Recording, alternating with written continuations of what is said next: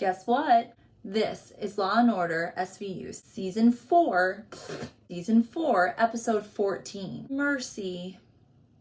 We open up and there's two New Yorkers in kayaks going down the Hudson. I can't believe you talked me into this. This is the middle of winter. Doesn't stop anybody from using this as a trash dump. What's he talking about? Probably that cooler floating in the water. They pull up beside it. Maybe somebody left a couple beers for us. We're all collectively screaming, "Don't open the cooler!" Dude does it anyway. Oh my God.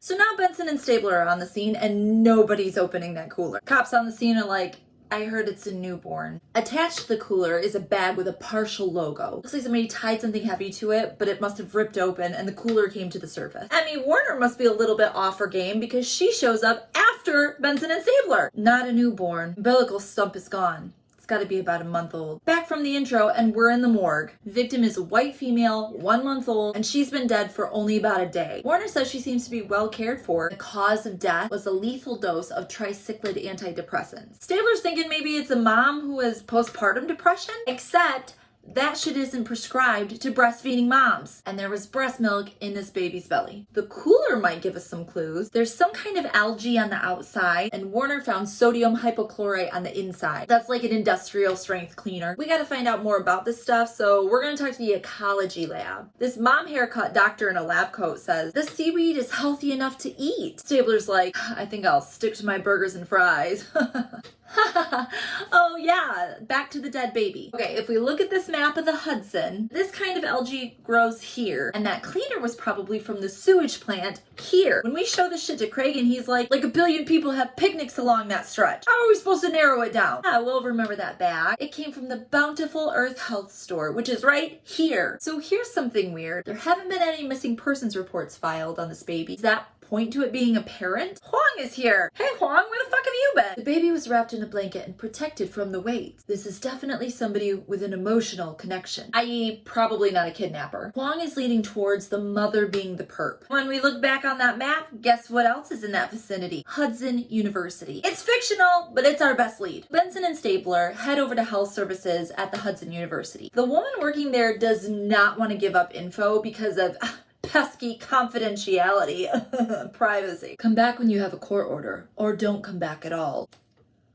I'm sorry, I just got hypnotized by her old smoker Hollywood voice. A court order, you say? We gotta go to Alex Cabot.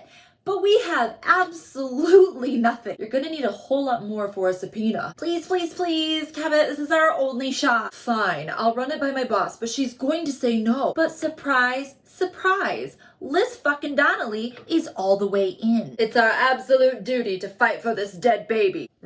Really? We're going to violate women's privacy for this fucking Hail Mary? Alex, we worked very hard for the baby safe haven laws. Woman could have dropped off her 1 month old at a firehouse or a police station. She chose murder. So we're gonna question all the women that took pregnancy tests at the college. You're going to make an example out of this one woman by taking away all the women's privacy. Liz Donnelly knows the judge might not go for it. So as a kind of compromise, she says, let's limit the scope. Just women within a 2-month period and rule out women that already have a reported birth. The judge must have signed off on it because we jumped to Munch and Finn at an old ass computer. Munch doesn't like it. I don't like it. Just because they found a judge a centimeter to the right of Attila the Hun. Finn's like, if you don't like it, you can take your bony ass out of here. Okay, so in 2 months' time, 24 women took a pregnancy test. 16 of them reported birth. That leaves 8 women with no reported baby. Let's go violate their privacy. First door they knock on, the husband comes to the door. And then he has to retell his story of this traumatic miscarriage that his wife had. He's pissed and he's absolutely got a fucking right to be. You can see it in Finn's face. He's like,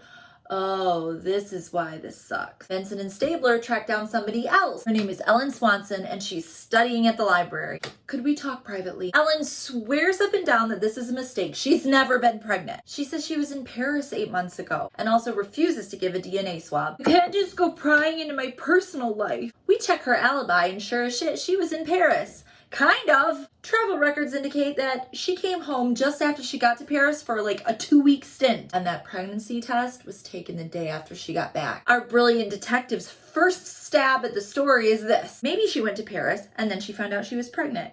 Came home to tell her boyfriend. Boyfriend said he'd stick around. She went back to Paris. Boyfriend didn't stick around. She gets home and has the baby, and then it takes a month to figure out what to do. Apparently, that shit's enough to get a warrant, because we jump to Ellen's apartment. We find that there's a missing 20-pound dumbbell, a bag for the same health food place, and a book for first-time mom. How do you explain these, Ellen? Move to an interrogation room, and Ellen just breaks down and starts crying. She's like clawing at her huge turtleneck. It wasn't me. Yeah, right, sure. It was my sister, Patty. She's only 15. A 15-year-old?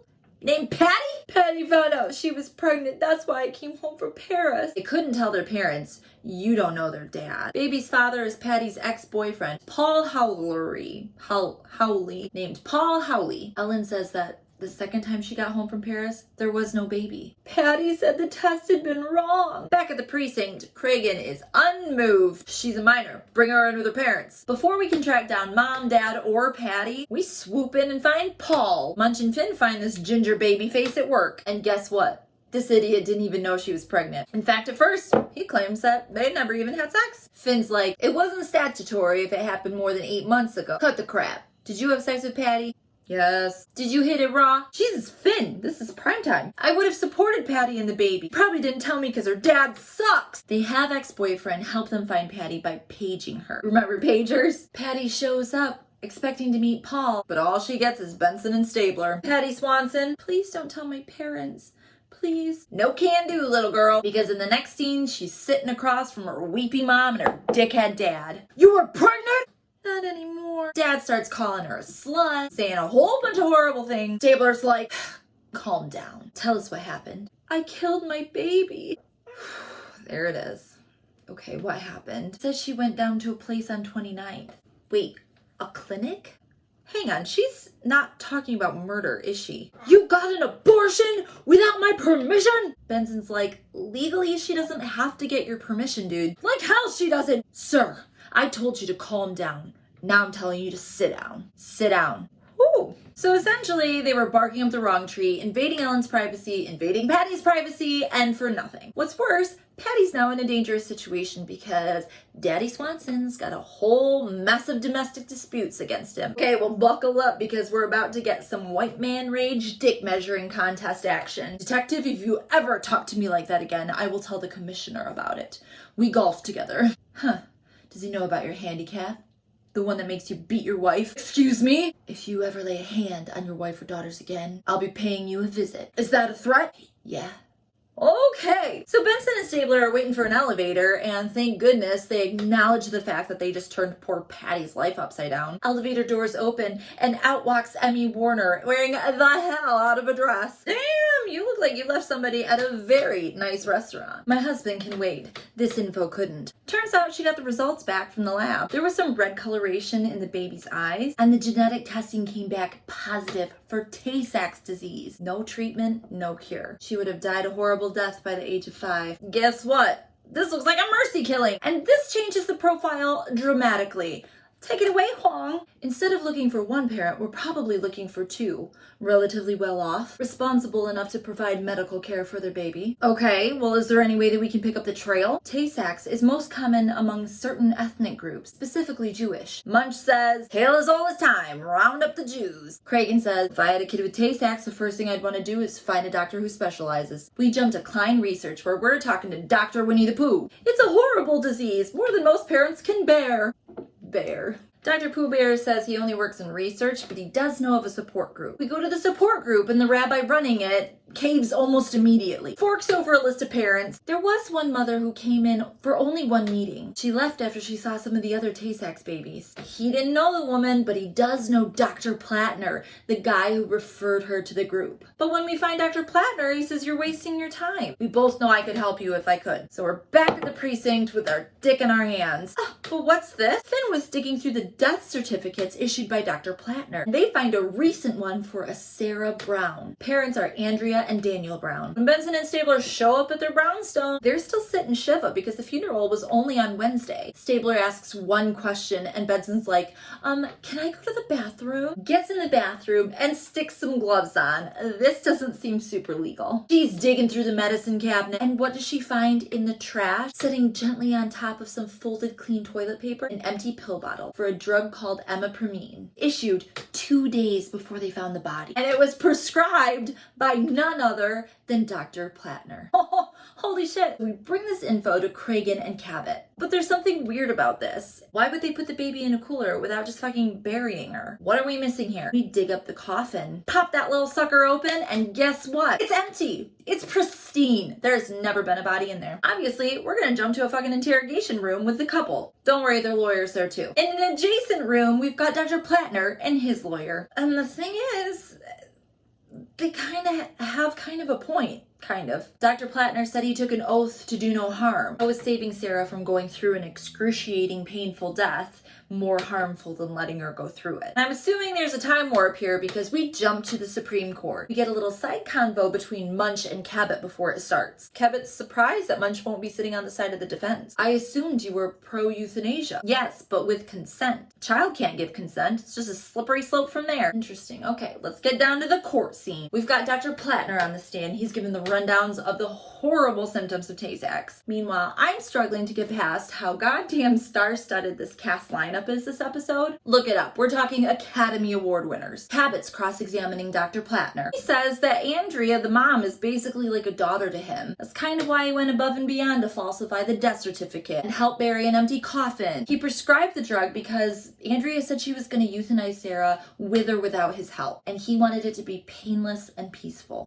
Now Andrea, the mom, is on the stand. She's recounting the night of the murder. It's all very sad, and when it's Cabot's turn to cross-examine Andrea, the music swells, and we find out that she didn't involve her husband at all. I'm not sure what the takeaway is, but it seems like a big thing because Dr. Plattner had a weird reaction. And I wasn't just imagining things because when we leave the courtroom, Plattner and Andrea and Daniel are arguing. What's going on? Plattner's attorney bum rushes Cabot and says he wants to make a plea deal. Hang on, says Munch. Every educated Jewish couple I know gets tested for Tay-Sachs. Why would they be different? Little bit of detectiving and we find out that Danny, he wasn't born Jewish. He converted after he met Andrea. Okay, hang on. We need to get DNA testing from Danny. When we bring him in, he says, don't even bother. Because guess why? He's not Sarah's biological father. So who is? Stephen Kellerman, some Joe Schmo from work. Now Mr. Schmo is on the stand testifying, and some fucking how, his testimony makes her look more like a victim than a murderer. Time for closing arguments. Defense? Before you make your decision, juror, ask yourself, if Sarah was my child, what would I do? And if that question gives you pause, then please consider Mrs. Brown has suffered enough. Cabot? No, bitch. This is a clear-cut case of murder. And the jury finds the defendant guilty. In our last scene, Munch congratulates Cabot on a job well done. She didn't deserve 25 to life. She only got convicted because I turned her into a whore. The jury thought she deserved it. If she was your daughter, what would you have done? Whatever I could. Screen goes black. Dick Wolf. Thanks for that, bummer. And that was Law & Order SVU Season 4, Episode 14. Jum jum.